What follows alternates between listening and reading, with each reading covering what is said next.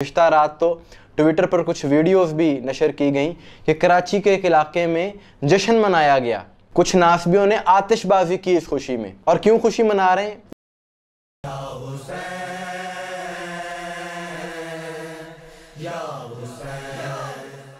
बिस्मिल्लाहिर्रहमानिर्रहीम, अस्सलामु अलैकुम मोमिन इकराम। उम्मीद है आप सब खैर आफियत से होंगे। गुज़िश्ता रोज़ ये अफसोसनाक ख़बर सारी दुनिया में फैली कि जब ये बात पता चली कि अज़रबैजान से हाइड्रो पावर डैम का इफ्तिताह करने के बाद ईरानी सदर वहाँ से वापस आ रहे थे और उनका हेलीकॉप्टर क्रैश कर गया।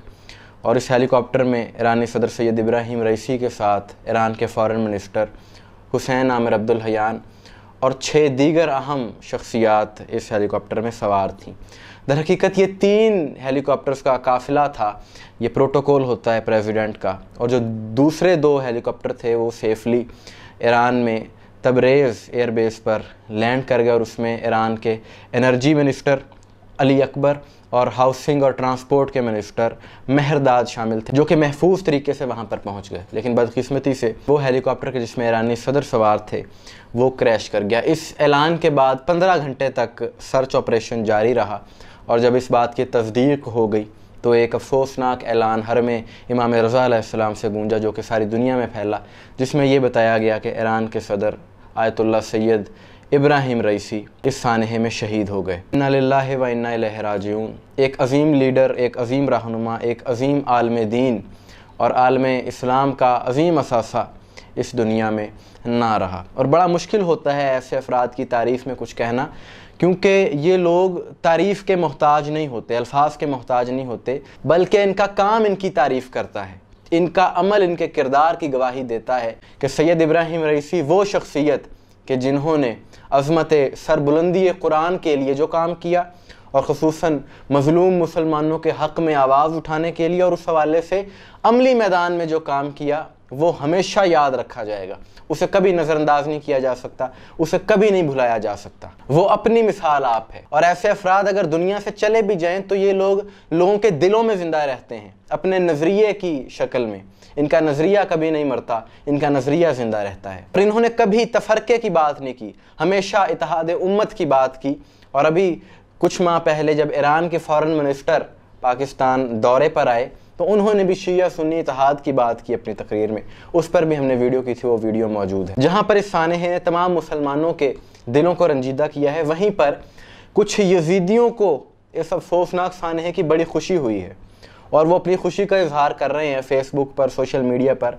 ऐसी बकवासात की जा रही हैं कि उन्हें बयान नहीं किया जा सकता। स्क्रीनशॉट आप स्क्रीन पर देख रहे होंगे। और गुज़िश्ता रात तो ट्विटर पर कुछ वीडियोस भी नशर की गई कि कराची के एक इलाके में जश्न मनाया गया। कुछ नासबियों ने आतिशबाजी की इस खुशी में। और क्यों खुशी मना रहे हैं? ये लोग कह रहे हैं जी कि एक राफजी, एक बहुत बड़ा शिया इस दुनिया से चला गया। असल में इंसान अपने अमल से अपनी पहचान करवाता है और मैं कहता हूँ ये बहुत अच्छा कर रहे हैं।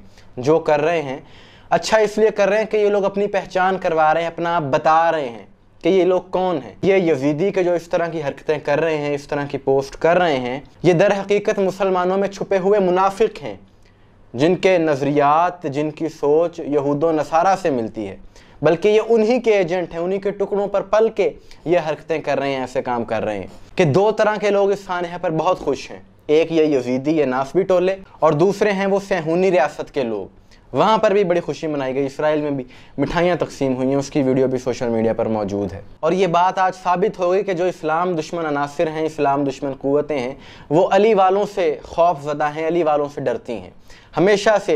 यानी 1400 साल से ये सिलसिला चल रहा है और आज इनकी इन हरकतों ने ये बात साबित कर दी कि उनका जश्न मनाना, उनकी मिठाइयाँ तकसीम करना वो तो समझ में आता है, लेकिन ये किस बात पर खुश हैं? ये इसलिए खुश हैं कि ये भी उन्हीं के एजेंट हैं। कि सैयद इब्राहिम रईसी आलम इस्लाम के वो वाहिद नाडर बहादुर लीडर थे कि जब दीगर आलम इस्लाम के नाम नहाद इस्लामी ममालिक खामोश तमाशाई बने हुए थे, मजलूम मुसलमानों का जब खून बहाया जा रहा था, सब लोग चुप थे, खामोश तमाशाई थे और लेटे हुए थे इसराइल के आगे, तो इन्होंने अमली मैदान में आते हुए वो काम किया जो तारीख़ में कोई ना कर सका। और 200 से ज़ायद मिसाइल दागे सहूनी रियासत पर।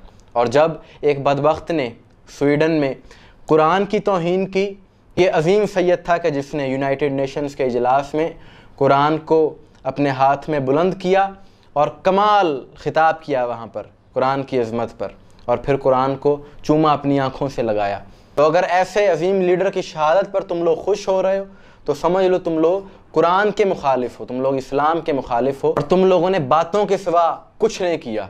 ये लोग, ये यजीदी, ये नासबी को जो इस तरह की बकवासात कर रहे हैं, अपनी तरफ से कोई एक ही ऐसा शख्स दिखाओ कि जिसने इतनी हिम्मत का मुजाहरा किया हो। तुम लोगों ने तो इस्लाम की बदनामी के सिवा और करवाया ही कुछ नहीं है, सिवाय तफरका डालने के, तकफीर करने के और सिवाय नफ़रत के तुम्हारे क्रेडिट में और कुछ भी नहीं है। ये यजीदी हमेशा ज़लील रहेंगे, क्योंकि यजीद के मानने वाले हैं और जो अहले बैत के मानने वाले हैं, जो मौला अली अलैहिस्सलाम के ग़ुलाम हैं, सैयद इब्राहीम रईसी के उस इमाम के मानने वाले हैं कि जिस इमाम ने नोके सिना पर भी कुरान की तिलावत की, और सैयद इब्राहीम रईसी ने उसी कुरान का दिफा आलमी सतह पर किया जिससे इस्लाम दुश्मनों को बड़ी तकलीफ़ हुई, और किसी मसल की तासुब के बग़ैर मज़लूम के हक़ में आवाज़ उठाई। OIC के इजलास में सऊदी अरब में सैयद इब्राहीम रईसी थे जिन्होंने कहा था कि हम तमाम मुस्लिम ममालिक के जो सरबराहान हैं, हम सबको चाहिए कि सहूनी रियासत का बाइकआउट करें।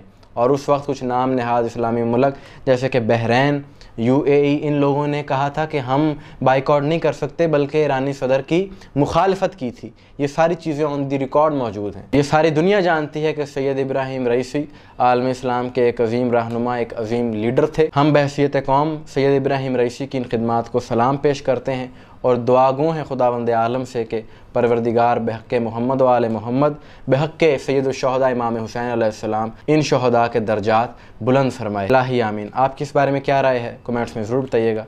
मुझे दुआ में याद रखिएगा। अस्सलामु अलैकुम व रहमतुल्लाह।